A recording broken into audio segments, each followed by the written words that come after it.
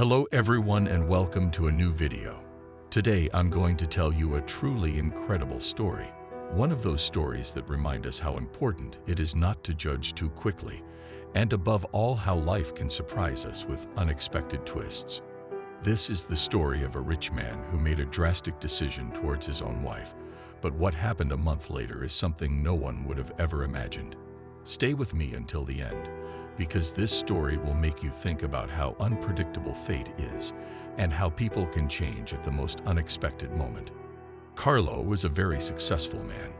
From a young age, he had shown an innate talent for business. Coming from a modest family, he had made his way in the business world with determination and hard work.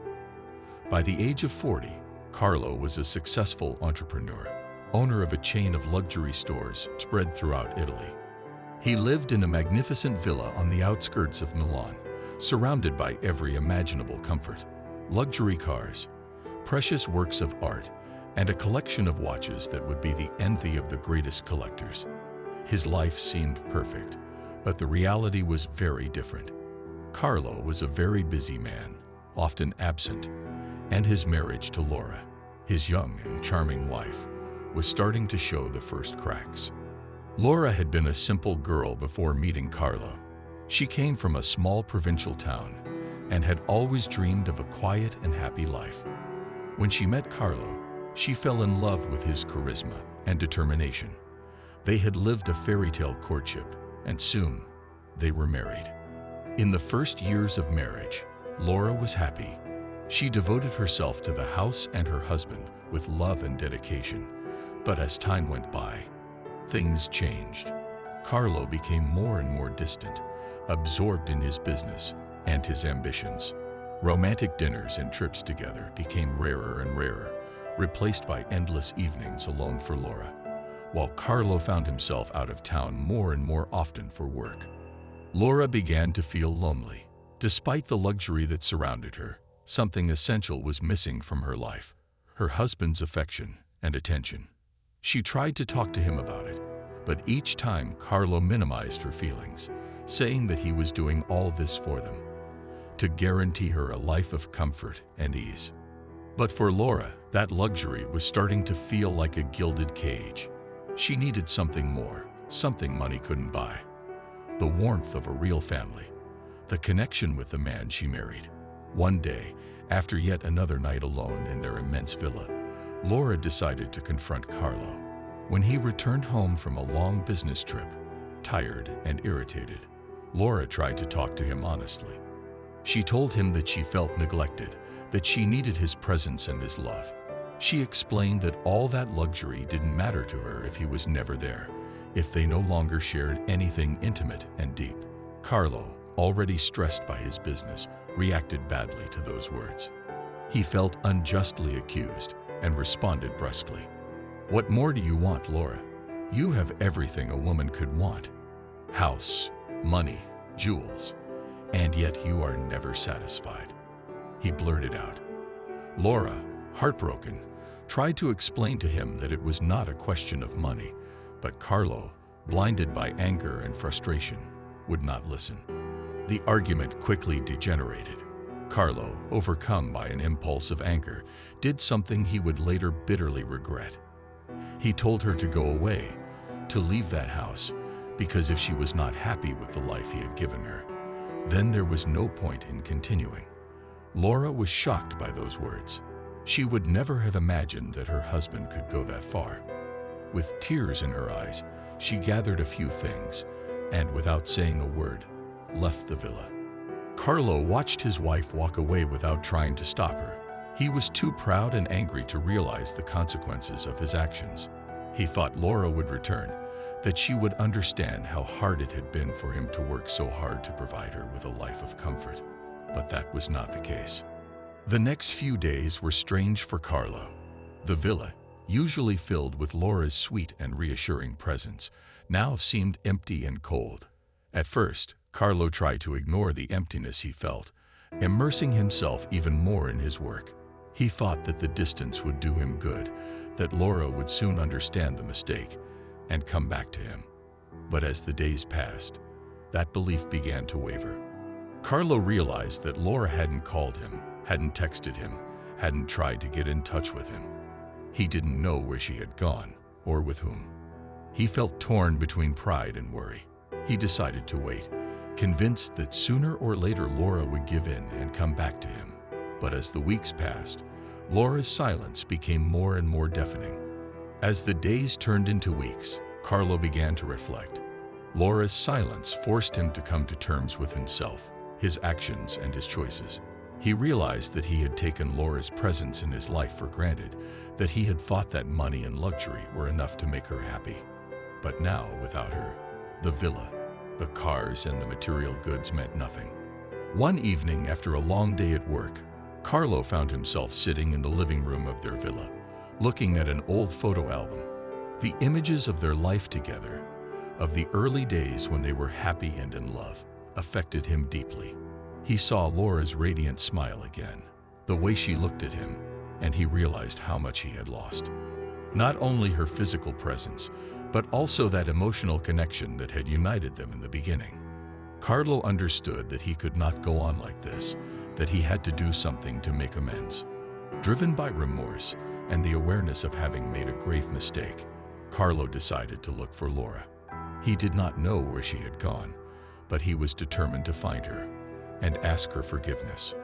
He began to do some research, contacting mutual friends, people who might have seen her or who might know something. But to Carlo's surprise, no one seemed to have news of Laura. It was as if she had disappeared into thin air. This worried him a lot. Laura was not a person used to being alone, and the idea that she could be in trouble and he could not do anything tormented him. Finally, he decided to hire a private investigator. He wanted to find out where Laura was, but more importantly, he wanted to make sure she was okay. The investigator began his search right away, but it took several weeks before he was able to get any information. Finally, a month after their separation, Carlo received a phone call from the investigator informing him that he had found Laura. The news took him by surprise. Laura was in a small mountain town, several hours away from Milan. She was staying at a small bed and breakfast, a simple and welcoming place, far from the luxury she was used to in the villa. Carlo decided to leave immediately. He wanted to talk to Laura, apologize, and above all try to make up for the mistakes he had made. During the car ride, he thought about all the things he wanted to say to her, how he could explain himself, but when he finally reached his destination, the words seemed to vanish. The bed and breakfast was a modest place, surrounded by nature, with a breathtaking view of the surrounding mountains. Carlo stopped in front of the entrance, unsure of how to proceed. He was afraid of Laura's reaction, afraid that she might refuse to see him, but he knew he couldn't back out. He gathered his courage and approached the door. He knocked lightly, and after a few moments, the door opened. In front of him, standing in the small entrance hall, was Laura. Her face was serene, but in her eyes Carlo could read a note of surprise and perhaps a little sadness. For a few moments, they both remained silent, as if time had stopped. Carlo didn't know how to start. All the words he had thought of during the journey seemed inadequate. But before he could say anything, Laura spoke first. "Carlo, what are you doing here?" She asked in a voice that betrayed a certain emotion, but also an emotional distance.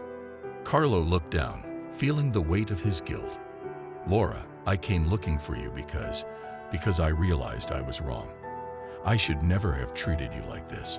I should never have kicked you out of the house. I made a huge mistake, and I'm sorry. I'm here to ask for your forgiveness." Laura looked at him, reading the sincerity in his eyes. She wasn't angry, not anymore. During that month away from him, she had had a lot of time to reflect on their relationship, on her feelings, and on what she really wanted from life. "Carlo," she began calmly, "this month away has made me understand many things. It made me understand how lonely I felt, how much I needed more than what money could give me. But it also made me understand how lost you were in your own business, and how little room there was for the two of us." Laura's words were like a blow to Carlo's heart, but she continued, "I'm not angry with you, Carlo. I think we've both made mistakes, but the important thing is to understand what we want to do now. Carlo, far from the business and pressures of his job, began to see things differently. He realized how much he had lost in trying to accumulate more and more, without ever stopping to think about what was really important. He understood that his true wealth was not in material goods, but in his relationship with Laura, in the possibility of building something meaningful together. Laura, on the other hand, rediscovered a side of Carlo that she had almost forgotten. Away from the worries of work, Carlo was more relaxed, more attentive, and above all, more present. The two began to reconnect, to rediscover the reasons why they had fallen in love with each other. After a month spent together in that small mountain refuge, Carlo and Laura decided to take an important step. They understood that they could not simply return to their old life, but had to create a new reality, based on what they had learned during that period of reflection. They decided to sell the villa and move to a smaller, simpler house where they could live a less frenetic life and more centered on their emotional and relational needs. Carlo scaled back his commitment to the business, delegating many of his responsibilities and choosing to dedicate more time to Laura and himself. Together, they began volunteering at organizations that helped families in need, a way to give back some of the good fortune they had accumulated. Laura found a new sense of purpose in these activities, and Carlo discovered a new joy in giving rather than receiving. Their life changed profoundly, but for the better. They no longer had the luxury they once had, but they were finally happy, at peace with themselves and their relationship. Carlo and Laura's story is a testament to the power of forgiveness and the ability to change. Carlo learned to put love and his relationship with Laura above everything else, understanding that true success is not measured by material goods, but by the quality of the relationships we build. Laura, for her part, found the strength to forgive and start over, without rancor, but with the hope of a better future. A month after that argument that seemed to have divided them forever, Carlo and Laura were closer than ever. They had found a new balance, a new way of living that satisfied them both. And their story, which had begun with a moment of great crisis, had transformed into a story of love, understanding, and personal growth. This story teaches us that even in the most difficult moments, there is always the possibility of remedying, of changing and improving. But above all, that reminds us that the true value in life is not what we possess, but the people with whom we share our journey. Thank you for following this story to the end. If you enjoyed it, don't forget to leave a like and subscribe to the channel for more inspiring stories like this. And remember, in life, love and mutual respect are the true riches. Until next time.